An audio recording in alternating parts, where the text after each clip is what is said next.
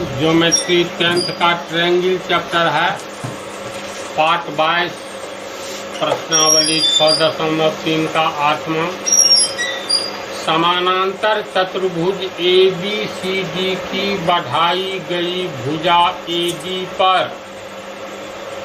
स्थित E एक बिंदु है। तो पहले हम लोग इतना ही पर चित्र बना दे। समानांतर चतुर्भुज ABCD की बढ़ाई गई भुजा AD पर, यानी मान लो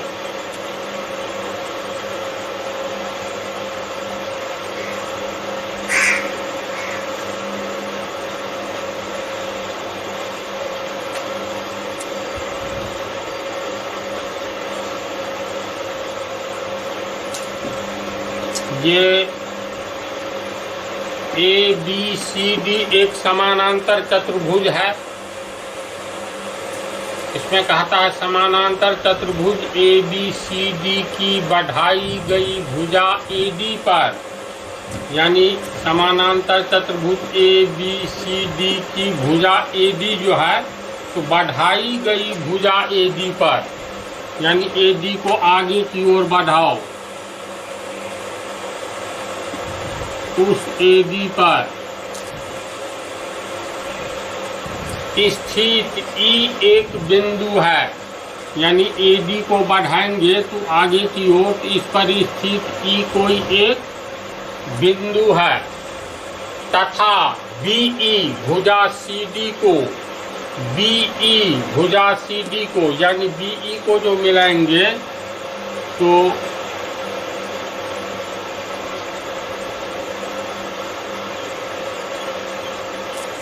अब देखो, तथा BE यानी ये BE भुजा CD को F पर प्रतिच्छेद करती है, यानी इस बिंदु पर प्रतिच्छेद करती है। इसका नाम हो गया F। दर्शाइए कि त्रिभुज ABE यानी ABE समरूप होगा त्रिभुज CFB, CFB। तो भाषा में इसको लिखेंगे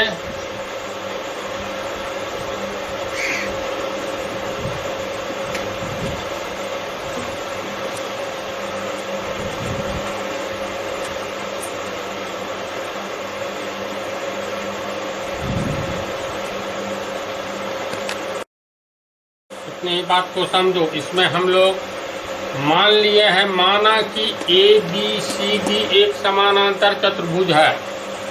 तो समानांतर चतुर्भुज की परिभाषा के अनुसार समानांतर चतुर्भुज किसे कहते हैं? जिसके आमने सामने की भुजा समानांतर हो। तो ABCD समानांतर चतुर्भुज माने हैं, तो जिसमें AD समानांतर BC एवं AD समानांतर BC है, ये लिखना होगा। यानी AD समानांतर, जो समानांतर है ये थोड़ी में ही बतला दिए हैं। एक ही टाइप का चिन्ह सही दिशा में ही खींचेंगे। इसका अर्थ हुआ AD समानांतर BC, इसको ऐसे खींच दो, तथा AB समानांतर इसी स्टाइल में BC हो गया, जिसमें AD समानांतर BC तथा AB समानांतर DC है। AB समानांतर DC है। तो सबसे पहले मान लेंगे इतनी बात को। पुनः AD को आगे की ओर बढ़ाई जाने पर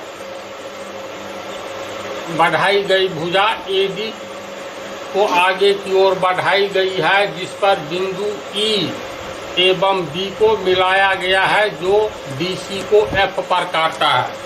तो ये सब नहीं लिखना है, लिखा ही हुआ है।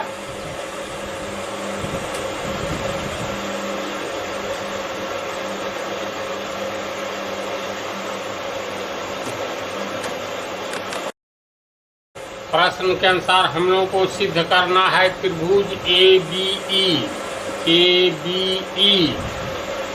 यानी त्रिभुज ABE समरूप होगा त्रिभुज CFB के ये साबित करना है। तो इसमें अभी विशेष कुछ नहीं किए हैं, चित्र बनाए हैं और चित्र के अनुसार लिखे हैं। इसके बाद क्या साबित करना है, तो यहाँ तक तो कोई प्रॉब्लम नहीं है। अब इसमें प्रूफ तो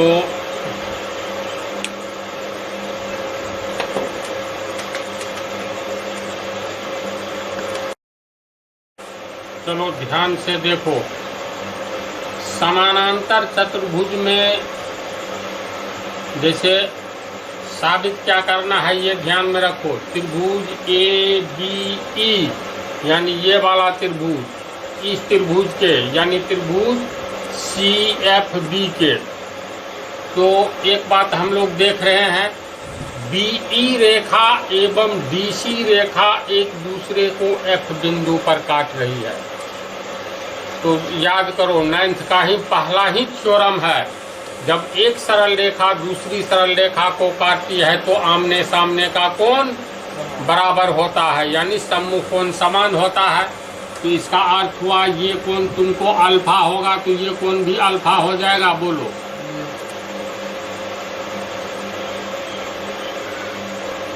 एकांतर कोण से भी होगा वो। इसके बाद AD समानांतर BC है, AD को आगे की ओर बढ़ाया गया है। तो इसका अर्थ हुआ AE समानांतर BC है, क्योंकि समानांतर रेखा को अनंत की ओर बढ़ाओ, एक दूसरे को कहीं नहीं और कभी नहीं काटती है। वैसे देखो इसकी आवश्यकता नहीं आने जा रही है, ये छोटा त्रिभुज की बात है, इसको हटाओ। तो AD समानांतर BC है, इसका अर्थ है AE समानांतर BC है ना। इसीलिए एकांतर कोण बराबर होगा, यानी ये कोण और ये कोण बराबर होगा। ये अल्फा होगा तो ये भी अल्फा होगा। यहाँ लिखेंगे चूंकि BC समानांतर AD है, इसीलिए BC समानांतर AE है। अतः कोण, इसको डायरेक्ट E लिख रहे हैं, यहाँ सिंगल ये कोण है, कोण E बराबर कोण EBC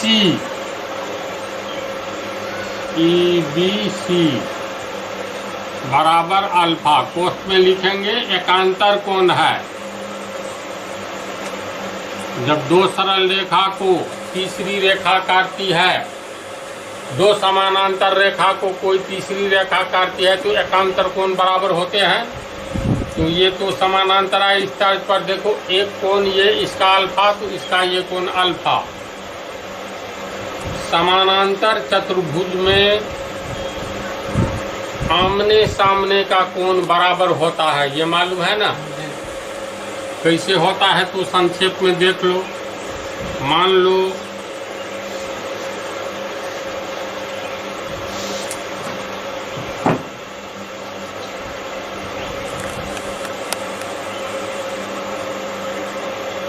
ABCD एक समानांतर चतुर्भुज है, तो ये कोण अल्फा होगा तो AB समानांतर DC है, ये कोण भी अल्फा होगा, एकांतर कोण बराबर होगा। फिर इस रेखा को ये रेखा काट रही है तो ये कोण है, ये कोण सम्मुख कोण बराबर होगा, यानी ये कोण भी अल्फा होगा।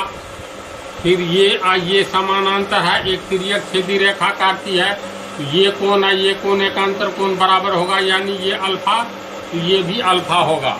तो समानांतर चतुर्भुज में देखो आमने सामने का कोण बराबर होता है।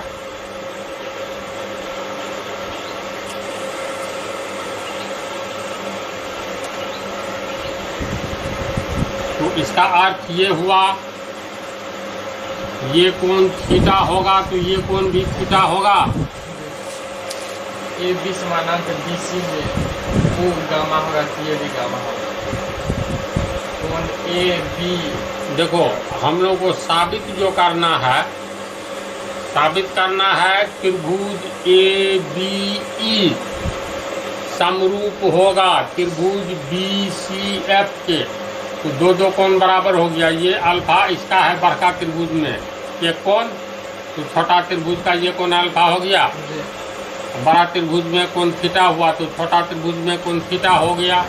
तो इसका मतलब तीसरा कोण तीसरे कोण के बराबर होगा ही। और अलग से भी ए बी समानांतर डी सी है और ये बी एफ तिर्यक रेखा है, इसीलिए ये कोण और ये कोण एकांतर कोण समान होगा, यानी ये डेल्टा होगा तो ये भी डेल्टा होगा। ये भी लिख ही देते हैं। कोण एफ बी या यहाँ से लो ई बी ए या कोण ए बी ई, कोण ए बी ई बराबर कोण सी एफ बी बराबर डेल्टा। पोस्ट में देंगे एकांतर कोण है, ये भी वास्तव में एकांतर कोण है क्योंकि दिया भी हुआ है BC समानांतर AD, BC समानांतर AD तथा AB समानांतर DC, BC समानांतर AD, ये पंक्ति AB समानांतर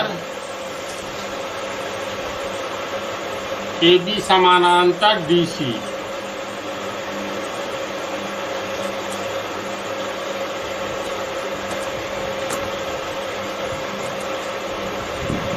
नहीं जी, इसमें ये प्रूफ में जो लिखे हैं क्योंकि BC समानांतर AB है, इसीलिए BC समानांतर ही सही लिखा हुआ था, इसीलिए BC समानांतर AE होगा। ये तो पहले से बतला दिए हैं, इसको समझा ये कोण कैसे कैसे बराबर होगा। अब दोनों त्रिभुज की अगर हम लोग तुलना करेंगे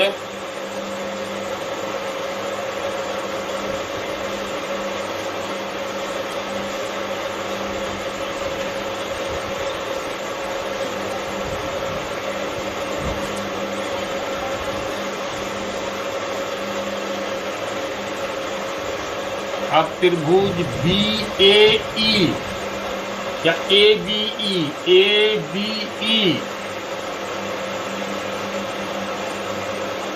एवं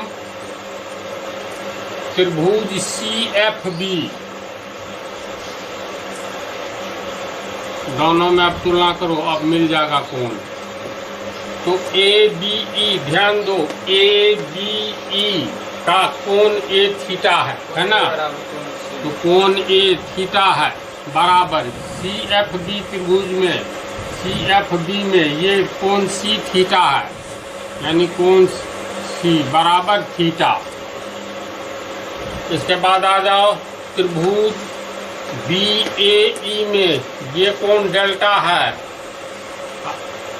तो कोण ए बी ई, कोण ए बी ई डेल्टा है, तो त्रिभुज सी एफ बी में कोण ये यानी कोण सी एफ बी बराबर डेल्टा। फिर आ जाओ तीसरा कोण, तो तीसरा कोण बी ए ई का हुआ कोण ई अल्फा,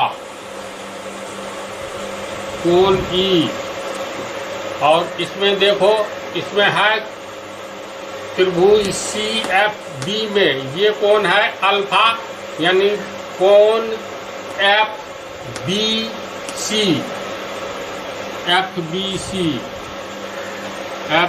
सी बराबर अल्फा। अब दोनों त्रिभुज में मिला लो, तो दोनों त्रिभुज में पहले त्रिभुज का पहला कोण दूसरे त्रिभुज के पहले कोण के बराबर है, पहले त्रिभुज का दूसरा कोण दूसरे त्रिभुज के दूसरे कोण के बराबर है, पहले त्रिभुज का तीसरा कोण एवं दूसरे त्रिभुज का तीसरा कोण बराबर है। तो समरूपता के सिद्धांत एंगल से दोनों त्रिभुज समरूप होगा।